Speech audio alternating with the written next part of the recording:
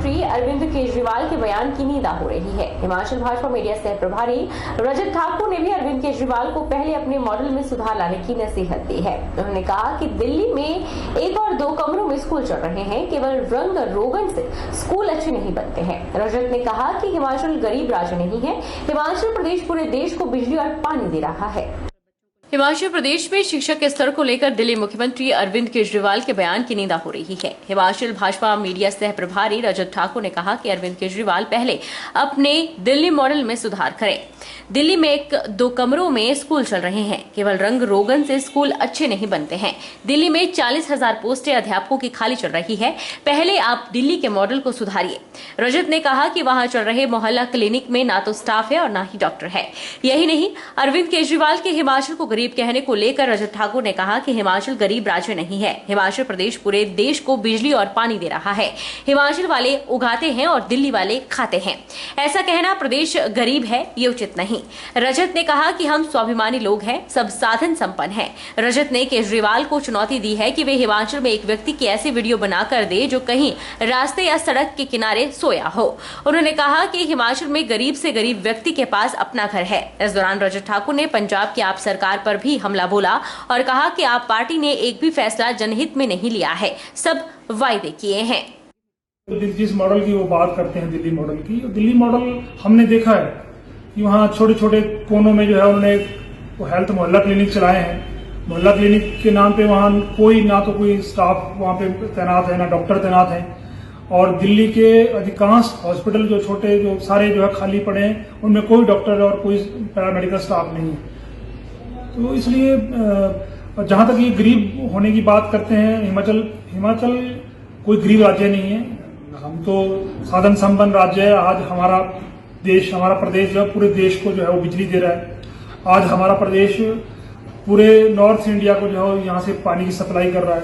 आज हमारा देश ऐसे पूरे देश को, पूरे नॉर्थ ईस्ट को जो है वो हमारा सेब का उत्पादन करके जो है वो लोगों को दे रहा है। ये तो ऐसा कहना कि कोई प्रदेश गरीब है, हम लोग स्वाभिमानी लोग हैं। और यहाँ कोई भी व्यक्ति, यहाँ तो हर आदमी जो है, कोई आदमी गरीब नहीं है।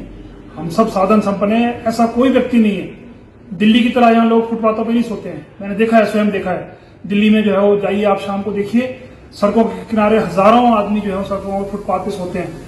आज मैं केजरीवाल जी को चुनौती देता हूँ कि एक भी व्यक्ति कोई ऐसा हिमाचल में हमें ढूंढ के बता दीजिए, वीडियो बना दीजिए कि हमारा हिमाचल का कोई व्यक्ति जो है वो कहीं रास्ते में सोया है या सड़क के किनारे में सोया है। रजत ठाकुर ने कहा कि 20 जून धर्मपुर क्षेत्र के लिए यादगार होने वाला है। 20 जून को देश के शिक्षा मंत्री धर्मपुर के दौरे पर आ रहे हैं। यहाँ वे सेंट्रल स्कूल का शुभारंभ करेंगे और संधोल में नए भवन की आधारशिला भी रखेंगे। साथ ही जनसभा को भी संबोधित करेंगे। उन्होंने कहा कि इस दिन धर्मपुर चुनाव क्षेत्र में 2 सेंट्रल स्कूलों की नींव रखी जाएगी। 20 तारीख को देश के शिक्षा मंत्री आदरणीय श्री धर्मेंद्र प्रधान जी धर्मपुर क्षेत्र के 1 दिवसीय दौरे पे आएंगे।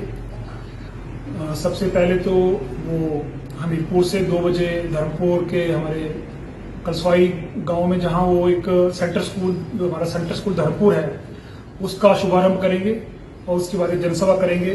उसके बाद वो सड़क के मार्ग से संधोल जाएंगे। संधोल में जो वहां पे सेंटर स्कूल चल रहा है, उस सेंटर स्कूल की वो नए भवन की आधारशिला रखेंगे और साथ में जनसभा को संबोधित करेंगे, लोगों से मिलेंगे। और ये धर्मपुर के हमारे क्षेत्र के लोगों के लिए बहुत गौरव का दिन रहेगा, क्योंकि इस दिन हमारे चुनाव क्षेत्र में एक नहीं बल्कि 2 सेंटर स्कूल की जो है वो नींव रखी जाएगी, जो कि मुझे लगता है कि प्रदेश ही नहीं बल्कि देश में हमारा चुनाव क्षेत्र एक पहला चुनाव क्षेत्र होगा जहां 2 सेंटर स्कूल हैं, जहां हमारे पास एक हिमाचल का पहला हमारा अटल आदर्श विद्यालय जो कि मढ़ी में बन रहा है। तो शिक्षा क्षेत्र में आदरणीय ठाकुर बेंजर सिंह जी ने बहुत सराहनीय काम जो धर्मपुर चुनाव क्षेत्र में किया है। लोगों को घर द्वार पे अच्छी क्वालिटी की शिक्षा देने का जो उन्होंने बीड़ा उठाया है। सुंदरनगर के पूर्व विधायक और प्रदेश प्रवक्ता सोहनलाल ठाकुर ने कहा कि सुंदरनगर की आदर्श ग्राम पंचायत डेहर ने मनमानी पर पुराने बने मंच को तोड़ दिया है। सरकार के खर्च से बने इस मंच को अपनी लूट के लिए तोड़ा गया है और धन की बर्बादी की गई है। हालांकि इसको लेकर ग्रामीण भड़क गए हैं और पंचायत पर आरोप लगाया है कि किस अधिकारी की इजाजत से यह तोड़ने और निर्माण करने का कार्य किया जा रहा है। ग्राम पंचायत डहर के कुछ लोगों ने मुझे बताया, कंप्लेंट करी कि कुछ साल पहले जो वहाँ एक सांस्कृतिक मंच बना था पंचायत घर में, जो लोगों ने उसकी मांग की थी, खासकर वहाँ के युवक मंडल ने, कि यहाँ कोई भी कल्चरल प्रोग्राम करने के लिए एक सांस्कृतिक मंच होना चाहिए था, उसका निर्माण किया गया था। लेकिन अभी जैसे मुझे बताया गया कि उस मंच को गिरा दिया गया है और वहाँ कोई और कंस्ट्रक्शन की जा रही है। जबकि मैंने उनसे पूछा कि भाई ये जो कोई भी ऐसा स्ट्रक्चर होता है उसको गिराने के लिए, क्योंकि उसमें सरकारी पैसा खर्च हुआ होता है, तो इसको एक बहुत एक प्रक्रिया है, औपचारिकता है, जिसमें वीडियो जो उस की बनाने वाली एजेंसी है, यूजर है, एसडीएम और डीसी की इनकी अध्यक्षता में ये कमेटी गठन की जाती है और उसका मूल्यांकन किया जाता है कि इसको गिराया जाना चाहिए या नहीं गिराया जाना चाहिए। और गिराने के लिए सिर्फ एक ही चीज है कि एक बहुत पुराना जर्जर हुआ स्ट्रक्चर हो, लेकिन वो तो बिल्कुल यूज हो रहा था स्ट्रक्चर। अनुसूचित जनजाति आयोग के पूर्व अध्यक्ष एवं हिमाचल कांग्रेस के वरिष्ठ उपाध्यक्ष रवि ठाकुर ने सरकार द्वारा समदो काजा ग्राम्फू सड़क की दशा न सुधारने पर चिंता जताई है। उन्होंने आरोप लगाया है कि केंद्र से 200 करोड़ रुपए जारी होने के बाद भी हिमाचल सरकार FCA क्लियरेंस नहीं करा पा रही है। इससे पर्यटन व्यवसाय और स्थानीय अर्थव्यवस्था पर प्रतिकूल असर पड़ रहा है। अनुसूचित जनजाति आयोग भारत सरकार के पूर्व अध्यक्ष एवं वर्तमान में हिमाचल कांग्रेस के वरिष्ठ उपाध्यक्ष रवि ठाकुर ने बताया कि तिब्बत सीमा क्षेत्र की समदो काजा ग्राम्फू सड़क तिब्बत सीमांत क्षेत्र के लोगों की भाग्य रेखा है, लेकिन वर्तमान प्रदेश सरकार इस सड़क की दशा सुधारने में नाकामयाब रही है।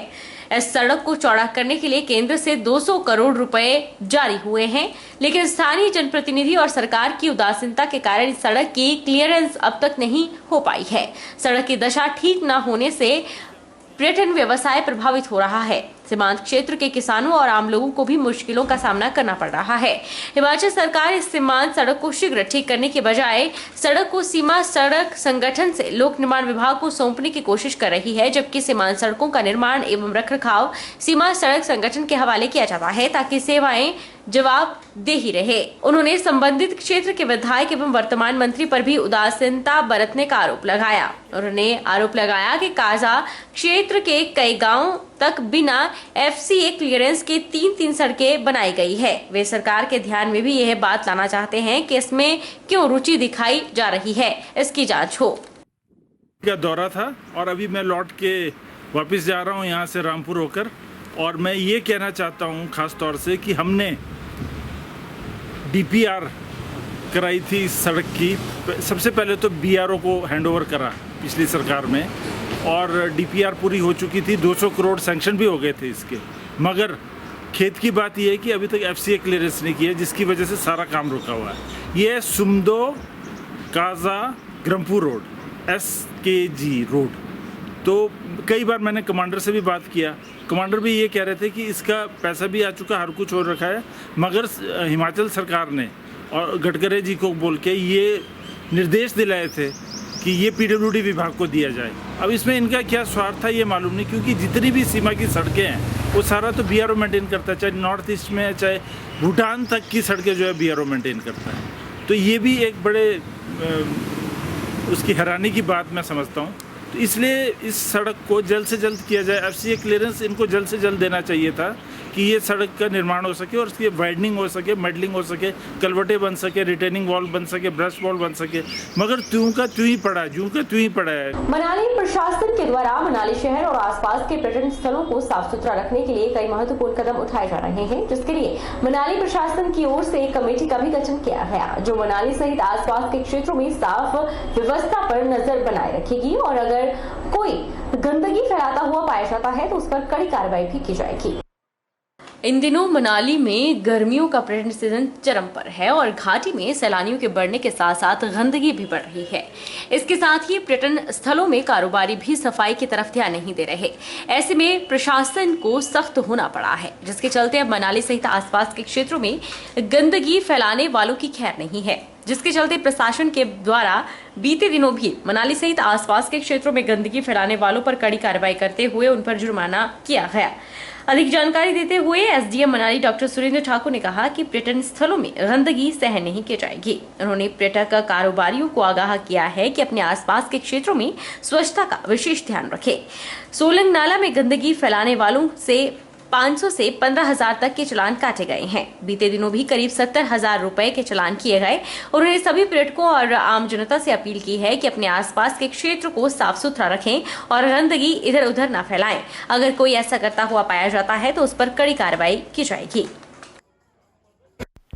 मनाली में साडा एरिया भी है जो कि ग्राम पंचायत पलचान के अंदर आता है। अटल टनल साउथ पोर्टल से लेकर जो है इस तरफ आते हुए ये पलचान कोठी से लेकर रोहतांग तक जाता है। इसमें जो है मैं खुद भी 2 दिन लगातार कंटिन्यूसली वहाँ रहा हूँ, लोगों को भी इन्वॉल्व किया। इसमें महिला मंडल जो है साफ सफाई कर रही हैं और जो वायलेटर्स थे उनके अगेंस्ट हमने जो है चलानी भी किया। मोर देन 70,000 के हमने चलान किए हैं। इसमें मैंने नायब तहसीलदार को भी जो है समय समय पर जो है इसके इंस्पेक्शन के लिए भेजा हुआ है। तो लोकल लोगों से फिर भी मेरी गुजारिश रहेगी कृपया जो है गंदगी इधर उधर ना डालें। वेट एंड ड्राई जो वेस्ट है उसको सेग्रीगेट करके जो है डस्टबिन में रखें। हम लोग समय समय पर जब अपनी टीम यहाँ से भेज रहे हैं जो गाड़ी लेकर, उसमें हम उनको डिस्पोज ऑफ करेंगे। हिमाचल प्रदेश सरकार की महत्वाकांक्षी प्राकृतिक खेती खुशहाल किसान योजना के अंतर्गत जिला सिरमौर के किसान प्राकृतिक खेती का प्रशिक्षण प्राप्त कर खुशहाली के पथ पर अग्रसर हो रहे हैं। जिला में प्राकृतिक खेती खुशहाल किसान योजना के तहत 1029 हेक्टेयर भूमि पर रसायन मुक्त प्राकृतिक तरीके से कृषि की जा रही है। हिमाचल प्रदेश सरकार की महत्वाकांक्षी प्राकृतिक खेती खुशहाल किसान योजना के अंतर्गत जिला सिरमौर के किसान प्राकृतिक खेती का प्रशिक्षण प्राप्त कर खुशहाली के पथ पर अग्रसर हो रहे हैं।